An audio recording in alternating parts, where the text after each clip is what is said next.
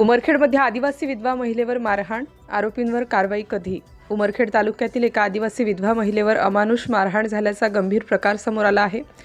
पीडित महिलेने उमरखेड पोलीस स्टेशनमध्ये तक्रार दाखल करूनही अद्याप कोणतीही ठोस कारवाई झालेली नाही। त्यामुळे शासन या आदिवासी विधवा महिलेला न्याय देणार का असा प्रश्न उपस्थित होत आहे।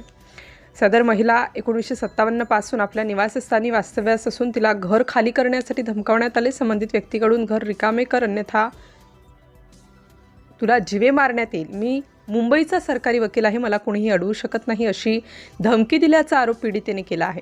या प्रकरणी उमरखेड न्यायालयात दावा दाखल करण्यात आला होता, मात्र न्यायालयातून तो दावा खारिज झाल्यानंतरही पीडित महिलेचा छळ सुरूच राहिला। दिनांक 20 जानेवारी 2026 रोजी या आदिवासी महिलेला मारहाण करून तिला जबरदस्तीने घराबाहेर काढण्यात आलं, तसेच कंपाऊंड भिंत पाडून संपूर्ण घराची तोडफोड करण्यात आली।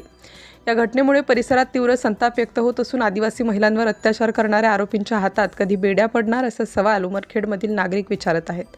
या गंभीर प्रकरणात पोलीस प्रशासनाने तातडीने हस्तक्षेप करून आरोपींवर कठोर कारवाई करावी अशी मागणी होत आहे।